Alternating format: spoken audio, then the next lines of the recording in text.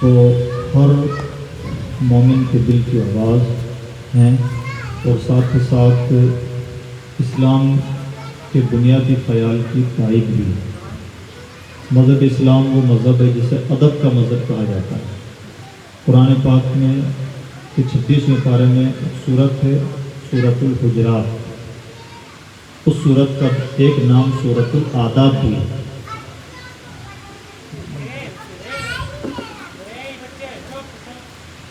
اس سورت کو سورۃ الحجرات کو سورۃ الآداب اس لیے کہتے ہیں کہ اس سورت میں اللہ رب العزت نے اپنے حبیب صلی اللہ تعالی وسلم کی بارگاہ کے ادب و آداب کا ذکر کیا ہے، ٹھیک ہے؟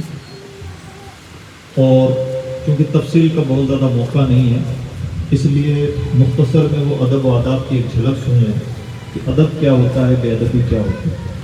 ہوا یہ کہ حضور نبی نے سورۃ الحجرات اس کی آیت نمبر 1 سے لے کر کے آگے اللہ نے ذکر فرمایا ہے۔ ہوا یہ کہ الگ الگ روایتیں ہیں، لیکن ایک روایت کے مطابق کچھ صحابہ نے حضور سے پہلے قربانی کر دی، قربانی کا وقت تھا، حضور سے پہلے قربانی ہو گئی۔ اللہ کو یہ بات پسند نہ آئی کہ کوئی میرے نبی سے پہلے قربانی پیش کرے، تو اللہ رب العزت نے آیت کریمہ نازل فرمائی اور ارشاد فرمایا یا ایھا الذین آمنوا لا تقدموا بین یدی اللہ ورسولہ، اے ایمان والو اللہ و رسول سے آگے نہ بڑھو، اور ارشاد فرمایا واتقوا اللہ ان اللہ سمیع علیم، اور اللہ سے ڈرو اس لیے کہ اللہ سننے والا جاننے والا ہے۔ بات کیا تھی؟ بات یہ تھی کہ کچھ صحابہ نے حضور سے پہلے قربانی کر دی۔ اب اگر حضور سے پہلے قربانی کر دی تو غلط تو نہیں کیا؟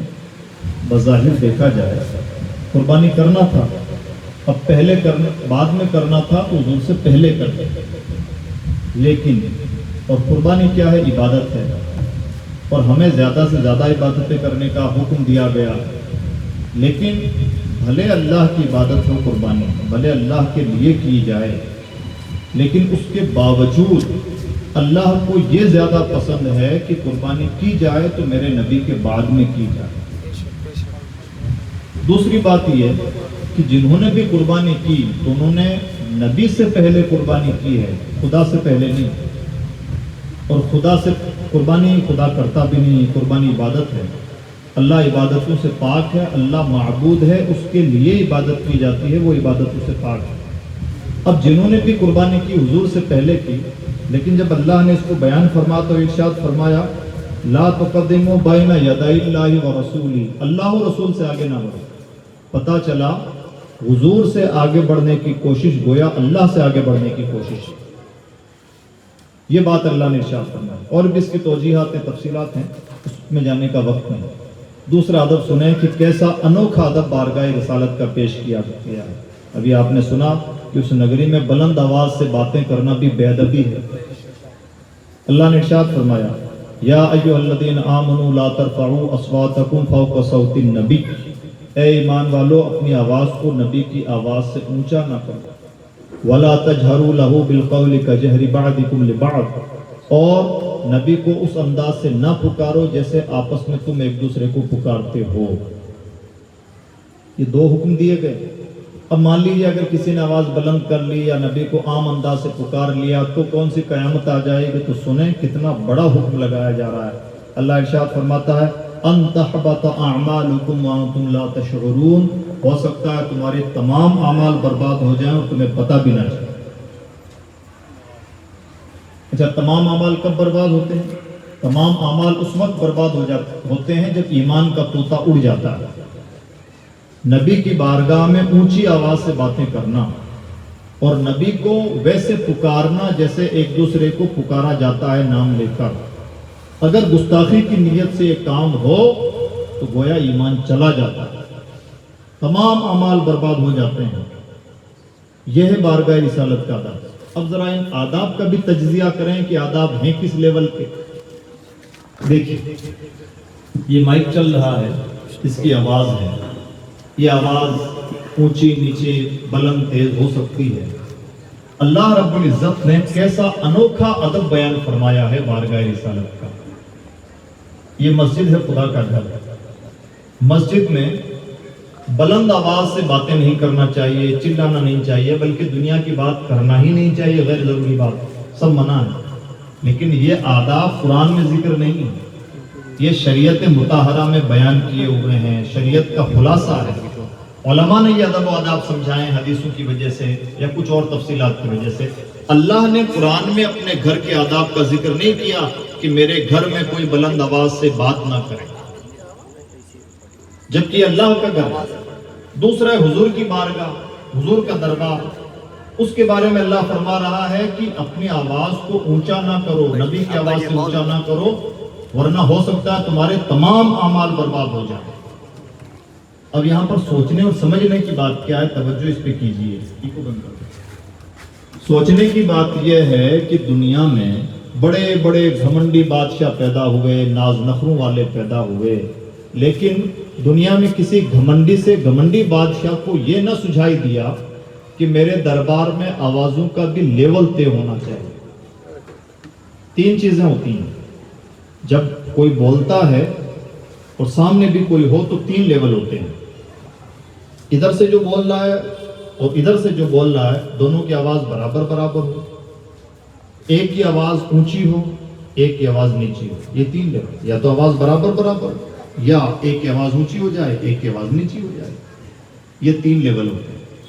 تو کیا فرمایا گیا؟ اے ایمان والو، اپنی آواز کو نبی کی آواز سے اونچا نہ کرو۔ یہ ادب و آداب تو ہم نے دنیا میں دیکھے ہیں۔ جناب یہ بڑا دربار ہے، جوتے پہن کے نہ جاؤ، بڑا دربار ہے، کپڑے ذرا ڈھنگ کے پہن کے جاؤ، بڑا دربار ہے، ہاتھ باندھ کے جاؤ، یہ سب تو ہوتا ہے۔ لیکن کیا دنیا میں کوئی ایسا بھی دربار ہے جہاں یہ طے کیا جائے کہ آواز بھی اتنی ہی اونچی ہونی چاہیے، اس سے اونچی نہیں ہونی چاہیے؟ یہ اکلوتا دربار ہے، دربار نبوی۔ دنیا میں کسی بادشاہ کو بھی یہ آئیڈیا نہیں سجھائی دیا کہ میرے دربار میں ایسے ایسے گھمنڈی بادشاہ گزرے ہیں جن کی تاکید تھی کہ ہمارے دربار میں کوئی آئے تو سر جھکا کے آئے، ہمارے دربار میں کوئی آئے تو سجدہ کرے۔ یہاں تک ہوا، لیکن بارگاہ رسالت کا ایسا انوکھا ادب جو دنیا میں کہیں نظر نہیں آتا، جس کی کوئی نظیر اور مثال نظر نہیں آتی، اور یہ ادب بھی اللہ نے بیان فرمایا۔ وہ ادب یہ ہے کہ نبی کی بارگاہ میں رہتے ہوئے آواز کا بھی والیوم چیک کرو کہ آواز نبی کی آواز سے اونچی نہیں ہونی چاہیے۔ اور یہ اتنا لازمی ادب ہے کہ اگر یہ ادب چھوٹ گیا تو ہو سکتا ہے تمہارے تمام اعمال برباد ہو جائیں، تمہیں پتہ بھی نہ چلے۔ یہ ہے بارگاہ رسالت کا ادب۔ دوسری ایک بات ارشاد فرمائی گئی، پہلا ادب۔ دوسرا ادب، وَلَا تَجْهَرُوا لَهُ بِالْقَوْلِ كَجَهْرِ بَعْضِكُمْ لِبَعْضٍ۔ نبی کو اس انداز سے نہ پکارو جس طرح سے تم آپس میں ایک دوسرے کو پکارتے ہو۔ کیسے پکارتے ہو ایک دوسرے کو؟ جیسے مان لیجیے ان کا نام نہال ہے، نہال احمد، تو کیا کہا جائے گا؟ نہال بھائی، نہال صاحب، نہال، یا جو کچھ بھی آگے جناب نہال، کچھ بھی لگا لیجیے، لیکن نام تو نہال آیا، اصل نام بیچ میں آیا۔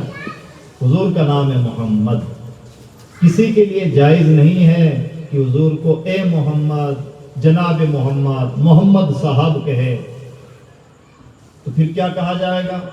حضور کو جب بھی پکارا جائے گا یا رسول اللہ کہہ کے پکارا جائے گا، یا محمد کہہ کے نہیں پکارا جائے گا، یا رسول اللہ، یا حبیب اللہ، یا نبی اللہ، جو کہنا ہو کہو، یا محمد کہنا درست نہیں ہے۔ نام لے کے نہیں پکارا جائے گا، جس طرح آپس میں ہم ایک دوسرے کو نام لے کے پکارتے ہیں۔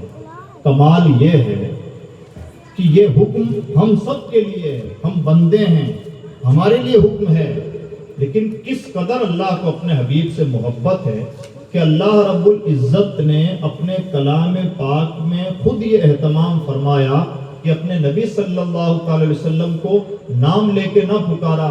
حضور کا پورے قرآن میں 4 مرتبہ ذکر آیا، نام آیا، محمد لفظ 4 مرتبہ آئے۔ علماء کرام آگے تشریف آگے 4 مرتبہ آئیے، علماء کرام آگے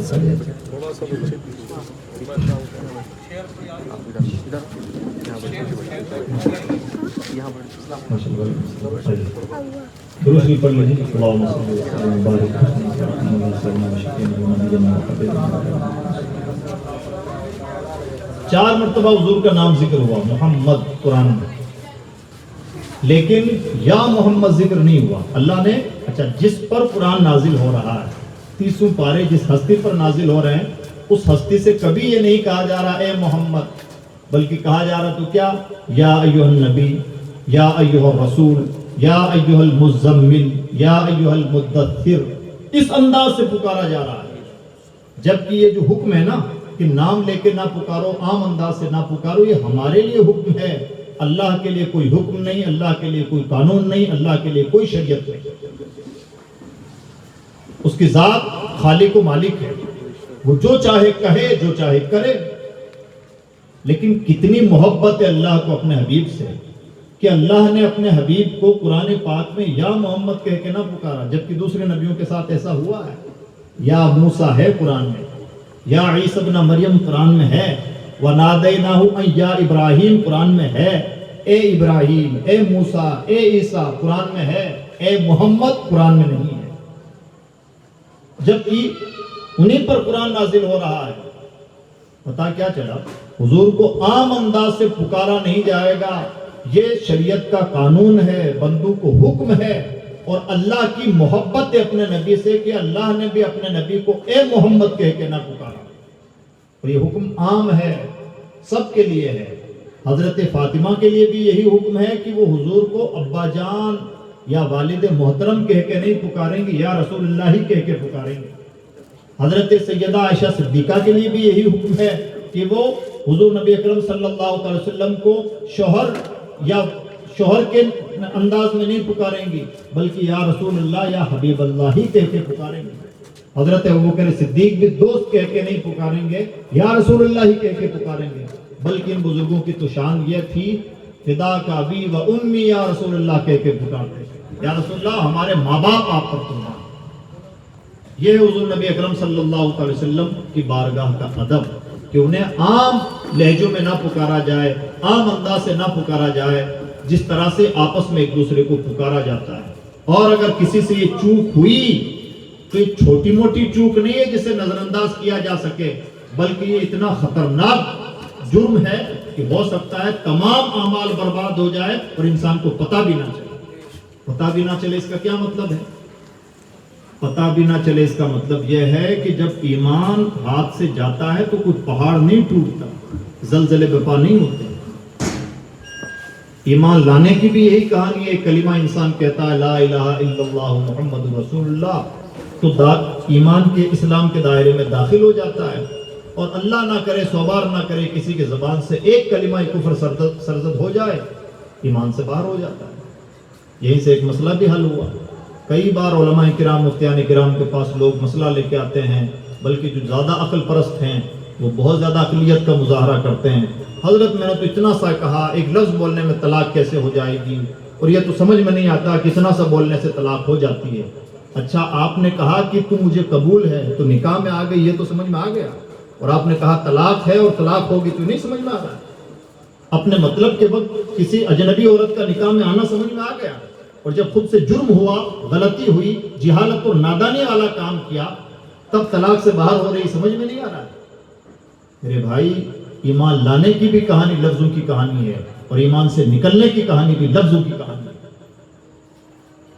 لہٰذا اپنا لفظ انسان کو تول کے بولنا چاہیے۔ ہماری زبانیں آزاد نہیں ہے کہ جو چاہیں کہیں، ہماری زبانوں پر پہرا ہے، بلکہ ہماری فکر پہ بھی پہرا ہے۔ اس لیے لفظ انسان کو بہت سوچ کے ادا کرنا چاہیے۔ حضور کی بارگاہ کے 3 آداب ذکر ہوئے۔ پہلا ادب، نبی سے آگے نہ بولے۔ دوسرا ادب، نبی اکرم صلی اللہ علیہ وسلم کی بارگاہ میں رہتے ہوئے اپنی آوازوں کا والیوم چیک کرو کہ نبی کی آواز سے آواز اونچی تو نہیں ہو گئی۔ تیسرا ادب، نبی کو اس انداز سے نہ پکارا جائے جیسے آپس میں ایک دوسرے انسان کو نام لے کے پکارا جاتا ہے، اور یہ ادب ہر جگہ عام ہے۔ نعتوں میں بھی اس بات کی کوشش کرنی چاہیے کہ لفظ محمد کا کم سے کم استعمال ہو، اور یہ امام اہل سنت کا بھی یہی طریقہ رہا۔ حضرت کی ایک آدھ نعتوں میں کچھ جگہوں پر لفظ محمد کا استعمال ملتا ہے، اور وہ وہاں پر ملتا ہے جہاں پر یہی لفظ سب سے زیادہ موزوں ہے، ورنہ عام طور پر یعنی جہاں لفظ محمد سے بھی تعریف، زہ عزت و اطلاع محمد، یہاں پر صرف حضور کا نام ذکر نہیں، اس نام کے ساتھ ہی حضور کی تعریف ہے۔ عام طور پر محمد کا لفظ استعمال کرنے سے بچنا چاہیے، اس کی جگہ رسول اللہ، نبی اللہ، حبیب اللہ، جو بھی کہنا ہو ادب کا، جو بھی جملہ آپ کو مناسب لگے وہ لفظ بولا جائے۔ یہ اللہ کے کلام کا سکھایا ہوا ادب، یہ باتیں ہیں۔ اب دیکھیے صحابہ کا عمل، دیکھیے صحابہ کی حساسی دیکھیے۔ جب یہ آیت کریمہ نازل ہوئی کہ نبی کی بارگاہ میں آوازیں اونچی نہ کرو، تو صحابہ کی کیفیت بدل گئی. ایک صحابی رسول نے حضرت ثابت ابن قیس ابن شماس رضی اللہ تعالیٰ عنہ اونچا سنتے تھے, ہلکا سنائی دیتا تھا. اور انسان کی سائیکولوجی ہے, جو اونچا سنتا ہے وہ تیز بولتا ہے. ہم نے بھی ایکسپیریمنٹ کیا ہوگا, اگر کان میں ایئر فون لگا ہو تو آواز آٹومیٹکلی بلند ہو جاتی ہے. اسی لیے مؤذن کو حکم ہے کہ کانوں میں انگلیاں ڈال کے اذان کہے تاکہ آواز بلند ہو. ٹھیک, وہ اونچا سنتے تھے تو تیز بولتے تھے. اب جب یہ آیت کریمہ نازل ہوئی تو صحابہ کی کا سینسٹیو ہونا دیکھیں, کتنے حساس ہوا کرتے تھے. حضرت ثابت نے بارگاہ رسالت میں آنا ہی چھوڑ دیا.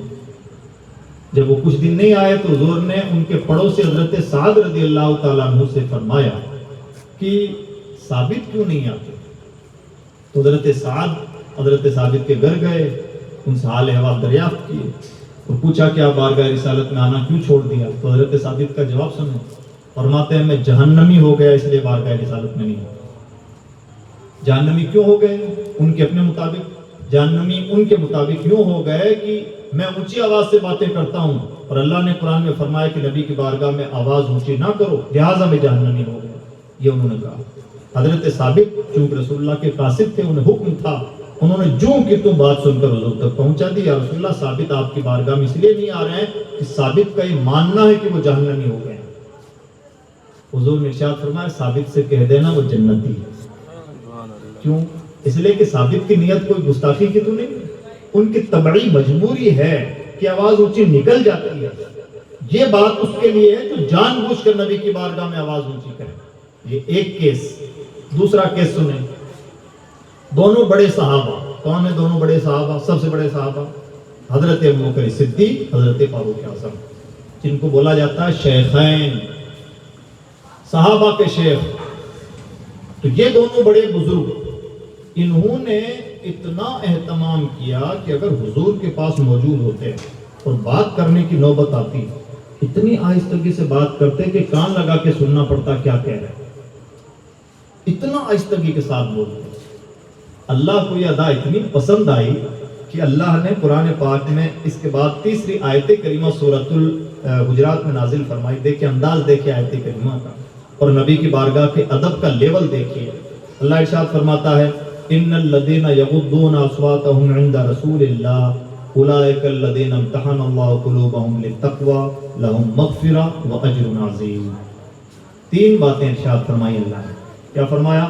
بے شک وہ لوگ جو اپنی آوازوں کو نبی کی بارگاہ میں نیچا رکھتے ہیں, پست رکھتے ہیں, آہستہ بولتے ہیں, وہ لوگ کون ہیں؟ تین فضیلتیں. اللہ فرماتا ہے اولئک الذین امتحن اللہ قلوبهم للتقوى, وہ لوگ ہیں جن کے دلوں کو اللہ نے پرہیزگاری کے لیے آزما لیا ہے. کیا مطلب؟ اس بات کی پرکھ ہو چکی ہے, امتحان ہو چکا ہے کہ ان کے دل میں پرہیزگاری. اور یاد رکھیے پرہیزگاری ظاہر کا نام نہیں, پرہیزگاری دل کی کیفیت کا نام ہے. تقوی جسے کہا جاتا ہے, حضور نے ارشاد فرمایا یہاں ہے. تقوی کا تعلق دل کی کیفیت سے ہے.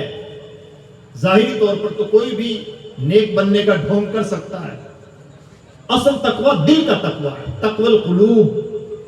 اور ابو بکر عمر نے نبی کی بارگاہ کا ادب کیا تو اللہ نے فرمایا ان کے دل میں تقوی ہے, اللہ آزما چکا, اللہ نے امتحان لے لیا, ان کے دلوں کو آزمایا جا چکا. یعنی یہ ثابت ہو چکا, رزلٹ آ چکا ہے کہ ان کے دل میں پرہیزگاری ہے. یہ پہلی فضیلت ہے ابو بکر عمر کی کہ ان کے دل پرہیزگار ہیں. اور جن کے دل پرہیزگار ہوں ان سے بڑا کون.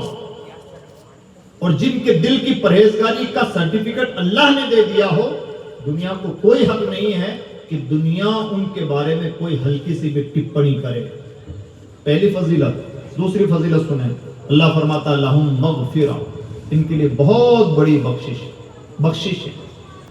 ہم صبح شام توبہ کرتے ہیں, استغفر اللہ نستغفر اللہ, یا اللہ ہم تجھ سے معافی چاہتے ہیں, ہمیں بخش دے, ہمیں معاف فرما. یہ ہم کہتے ہیں اور کہنا بھی چاہیے. یعنی ہم چاہتے ہیں کہ ہم بخشے جائیں. اور ابو بکر عمر کے لیے اللہ فرما رہا لہم مغفرہ, ان کے لیے بخشش ہے. اتنا فرق ہے نبی کا ادب کرنے والوں میں, نبی کے چہیتوں میں اور عام لوگوں میں. تیسری فضیلت اللہ فرماتا ہے وَأَجْرٌ عَظِيمٌ, ان کے لیے بہت بڑا اجر ہے. اس بہت بڑے کا مطلب سمجھ رہے ہیں؟ جو جتنا بڑا ہوتا ہے اس کی زبان کا لیول، اس کی باتوں کا لیول اتنا بڑا ہوتا ہے۔ مان لیجیے ایک نارمل غریب انسان رکشہ چلانے والا امام صاحب سے کہے امام صاحب مجھے آپ بہت پسند ہیں، آپ کی قرات مجھے بہت پسند ہے اور میں آپ کو ایک بڑا انعام دینا چاہتا ہوں، تو امام صاحب خود ہی اپنا آئیڈیا لگا لیں گے، یہ بیچارہ خود رکشہ چلاتا ہے، 200-500 روپے روزانہ کماتا ہے، تو یہ بڑا دے کے بھی کیا دے پائے گا؟ تو امام صاحب کا ایک ذہن میں کیلکولیشن چلے گا، ہم سب کی عادت ہے، مثال دے رہا ہوں، ہم سب کے ذہن میں کیلکولیشن چلے گا، کوئی 1500 روپے کا کوئی تحفہ اس کے پاس ہوگا، وہ دیتے گا۔ اگر یہی بات آپ کے علاقے کا ایم ایل اے کہے کہ میں آپ کو ایک بہت بڑی چیز دینا چاہتا ہوں، یا میرے ذہن میں آپ کے لیے ایک بہت بڑی بات ہے، بہت بڑا تحفہ ہے، تو ہو سکتا ہے امام صاحب کا کیلکولیشن فیل ہو جائے۔ ایم ایل اے کوئی پاورفل آدمی جب کہہ رہا ہے بہت بڑی چیز، تو واقعتاً وہ بڑی ہو سکتی ہے۔ یہی بات اگر کوئی سی ایم کہے تو بات اور بڑی، یہی بات پی ایم کہے تو بات اور بڑی، اس لیے کہ جب جتنا بڑا آدمی وہ جو لفظ استعمال کر رہا ہے اس لفظ کی ویلیویشن بھی تو اتنی بڑی ہے۔ مجھے بتائیے اگر 7 زمینوں اور 7 آسمانوں کا پیدا فرمانے والا رب کہے کہ بہت بڑا اجر، تو کیا ہم اور آپ کے ذہن اندازہ لگا سکتے ہیں کہ وہ اجر و ثواب کتنا بڑا ہوگا؟ اللہ نے 3 باتیں ارشاد فرمائی ہیں۔ ابو بکر و عمر کے دل میں پرہیزگاری ہے، ان کے لیے بخشش ہے، بہت بڑا اجر و ثواب ہے۔ سوال یہ پیدا ہوا کہ اتنی بڑی فضیلتیں ابو بکر و عمر کو ملی کیوں؟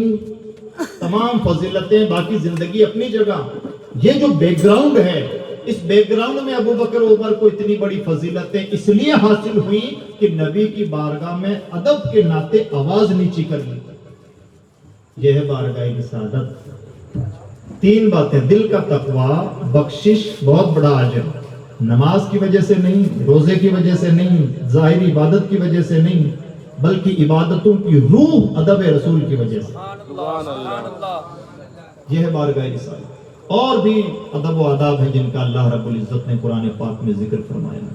عزیز دوستو، جب تک امت کے مزاج میں ادب پایا جاتا ہے، جو رسول اللہ کا جتنا ادب کر سکے، جس ناحیے سے ادب کر سکے، جس کا ذہن جتنا تیز کام کر سکے، اتنا خوش نصیب۔ اس میں کوئی مقابلہ آرائی نہیں ہوتی۔ کئی بار لوگ کہتے ہیں کہ جناب تم بڑے عاشق ہو کہ صحابہ بڑے عاشق، صحابہ تو یہ نہ کرتے تھے، تم یہ کر رہے ہو۔ ٹھیک، تو میرے بھائی ادب کے لیے کوئی اصول ضابطہ نہیں ہوتا ہے۔ صحابہ جو ادب کر سکتے تھے، ہم لوگ اس ادب کا تصور تک نہیں کر سکتے۔ ان کے ذہن کی اپج الگ تھی، ہم گناہگار اپنے ذہن کے مطابق جو ہمیں ہمارے زمانے میں جو ادب سجھائی دیتا ہے ہم کر لیتے ہیں۔ ان کا موازنہ اور مقابلہ نہیں ہوتا ہے، اور مقابلہ کرنے والے عقل مند نہیں ہوتے۔ اس لیے ہم سب کو چاہیے کہ ہم اپنے مزاج میں ادب رسول کی روح پیدا کریں۔ جس کے اندر جتنا زیادہ ادب رسول، وہ شخص اتنا خوش قسمت، وہ شخص اتنا بڑا اور اتنا قیمتی۔ تو یہ پہلی بات ہے۔ دوسری بات، ادب رسول وہ عظیم ترین چیز ہے کہ جس کے اندر جتنی زیادہ مقدار میں ادب رسول پایا جائے گا، وہ شخص اتنا خوش قسمت قرار پائے گا۔ اور رسول اللہ صلی اللہ علیہ وسلم سے محبت کا رشتہ، رسول اللہ کو مرکز محبت ماننے کا رشتہ مسلمانوں کے بیچ میں ایک ایسا رشتہ رہا ہے کہ یہی مسلمانوں کا نقطہ اتحاد رہا ہے۔ میں آپ کو نہیں جانتا، آپ مجھے نہیں جانتے، تعلق کیا ہے؟ غلامی رسالت کا تعلق ہے۔ میں اتنا اور کچھ جانو نہ جانو، اتنا جانتا ہوں کہ آپ بھی غلام رسول ہیں، اور آپ میرے بارے میں کچھ نہ جانے، اتنا تو جانتے ہیں کہ اسی در کا کتا ہے۔ بس یہی نسبت ہے۔ اور جب جب امت میں یہ نسبت مضبوط ہوئی ہے، جب جب امت کا یہ رشتہ مضبوط ہوا ہے، تب تب امت کی ترقی ہوئی ہے۔ اور جب جب اس رشتے سے امت ذرا ڈاواڈول ہوئی ہے، دائیں بائیں ہوئی ہے، یہ رشتہ کمزور ہوا ہے، تب تک امت زوال کا شکار ہوئی۔ اس لیے ہمیں چاہیے کہ اپنے نسلوں میں اس ادب، تعظیم اور محبت رسالت کو جتنا پختہ کر سکتے ہیں، جتنا مضبوط کر سکتے ہیں، اتنا مضبوط کریں۔ یہ صرف ایک دینی مضبوطی نہیں ہے، رسول اللہ سے محبت کی بات نہیں، یہی ہماری جان ہے، یہی ہماری طاقت ہے، یہی ہماری ترقی کا راز ہے۔ اس کی اور بھی بہت ساری مثالیں ہیں۔ اب یہاں پر گفتگو سمیٹتے ہوئے میں کچھ باتیں آپ سے عرض کرنا چاہوں گا، اور وہ یہ کہ عزیز دوستو، ہمارا زمانہ فتنوں کا زمانہ ہے، ہم بہت ساری آزمائشوں سے گھرے ہوئے ہیں۔ یہ وہ ہائی نفسی کا زمانہ ہے جہاں ماں باپ اور اولاد میں بڑی دوریاں ہیں، اور اتحاد کا سبب وہی نقطہ اتحاد ذات رسالت سے محبت، کلمہ گوئی، یہی ہمارا سب سے بڑا نقطہ اتحاد ہے۔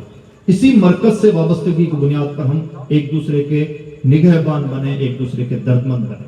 اور دوسری بات یہ، خدا نہ خواستہ ہم انسان ہیں، نہ چاہتے ہوئے بھی مسائل پیدا ہو جاتے ہیں، نہ چاہتے ہوئے بھی دوریاں پیدا ہو جاتی ہیں، لڑائی جھگڑے ہو جاتے ہیں، یہ فطرت کا حصہ ہے۔ کچھ نہ کچھ باتیں ہو جاتی ہیں، سب کا مزاج سب سے میچ نہیں کھاتا، کوئی انوکھی بات نہیں ہے۔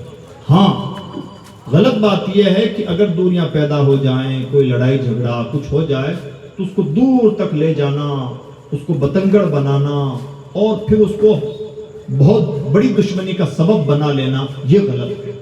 ہمیں اسلام یہ حکم دیتا ہے کہ جہاں تک ممکن ہو اپنے جھگڑوں کا باہمی تصفیہ کر لیں۔ دو آدمیوں میں جھگڑا ہے، امام صاحب کو بیچ میں لے آئے، مولانا صاحب کو، مفتی صاحب کو، کسی ذمہ دار آدمی کو، انصاف پسند آدمی کو بیچ میں لے آئے، دونوں نے اپنی اپنی کہانیاں سنا دی۔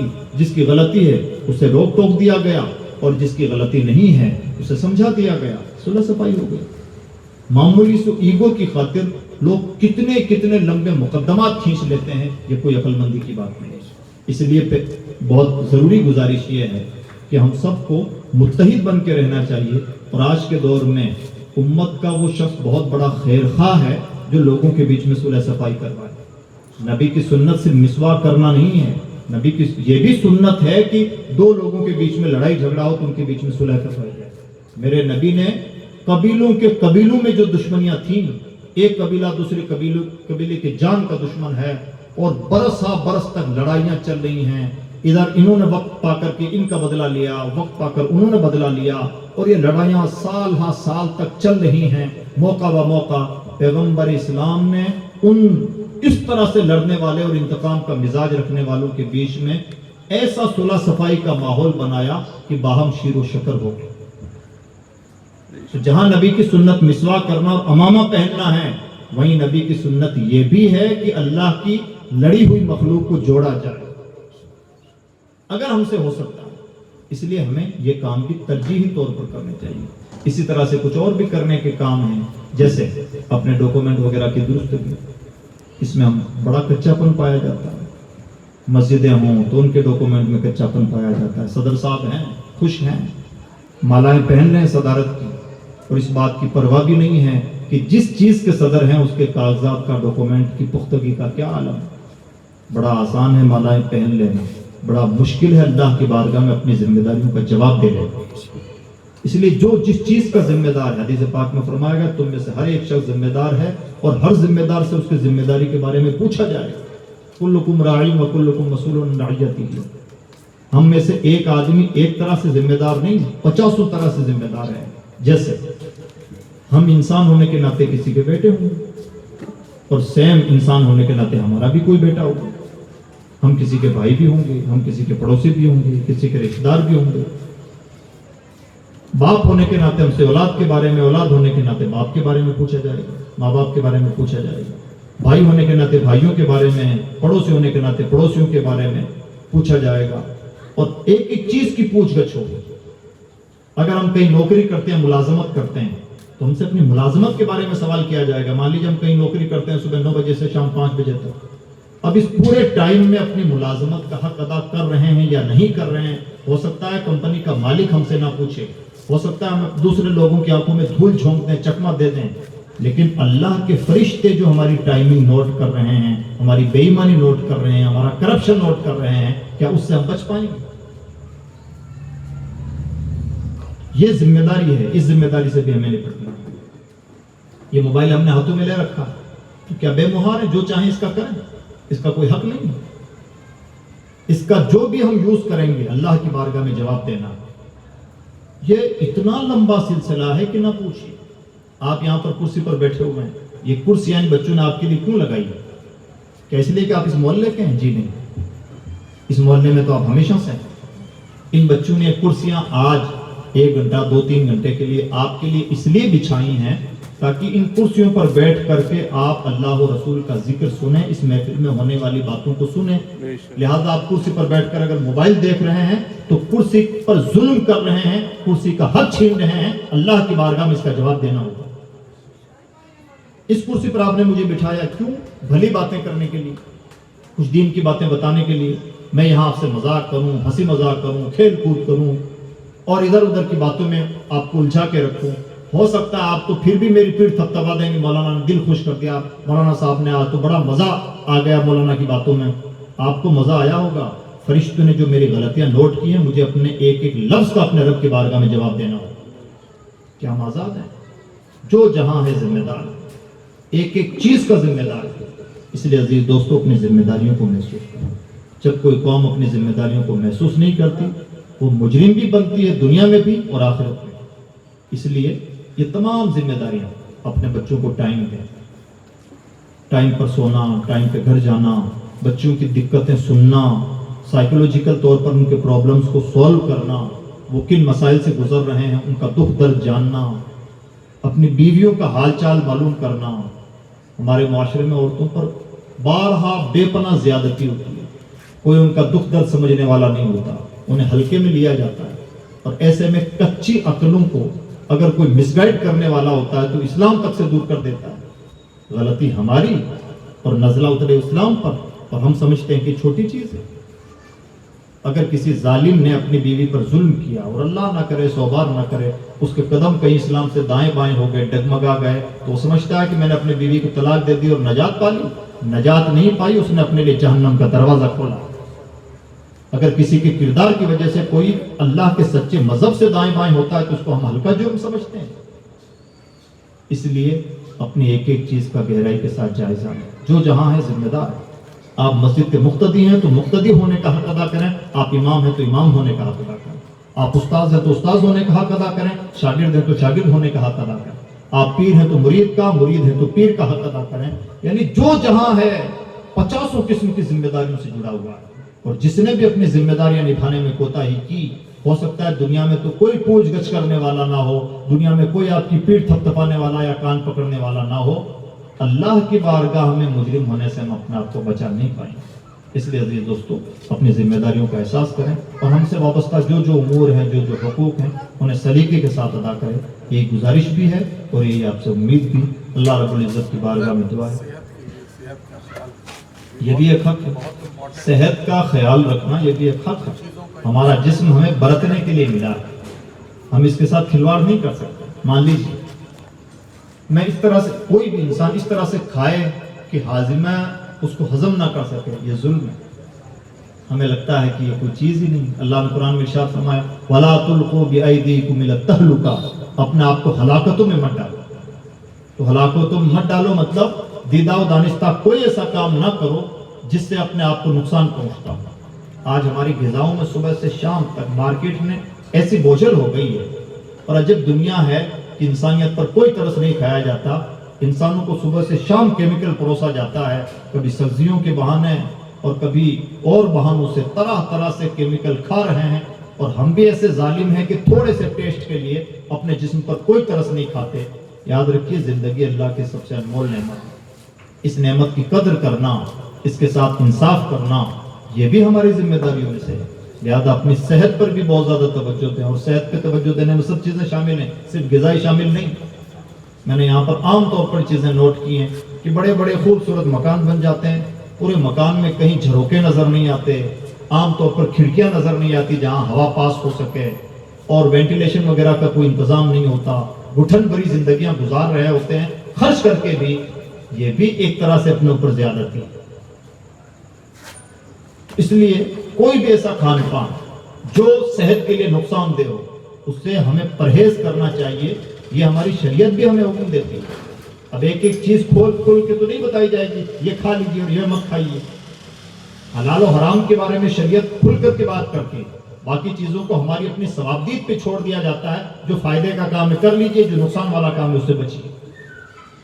اور اس کی بہت مثالیں ہیں شریعت مطہرہ کی روشنی میں۔ تو میں اس سلسلے میں بھی پر امید ہوں کہ انشاءاللہ ہم حفظان صحت کے اصولوں کا بھی بھرپور خیال رکھیں گے، اور جو بھی ہماری باڈی کو ہمارے کسی بھی نظام کو نقصان پہنچانے والی چیزیں ہوں، جیسے مان لیجیے گرم گرم کھانا کھایا، اس کے اوپر نہایت ٹھنڈا مشروب پی لیا، ٹھنڈی چیزیں پی لی، جبکہ نظام یہ کہتا ہے کہ جیسے ہی ہمارے باڈی میں یہ چیزیں جاتی ہیں، اب ہمارے اندر کا پورا سسٹم ایکٹیو ہو جاتا ہے اس کو ہضم کرنے کے لیے، اور جب کوئی بھی چیز مسلسل حرکت کرتی ہے تو اندر حرارت پیدا ہوتی ہے، تیزابیت پیدا ہوتی ہے۔ ہم نے اس پر برف ڈال دیا، کچھ ایسی چیزیں کھائیں کہ اس پر ٹھنڈک پڑ گئی، تو نظام پورا تہس نہس ہو کے رہ جاتا ہے۔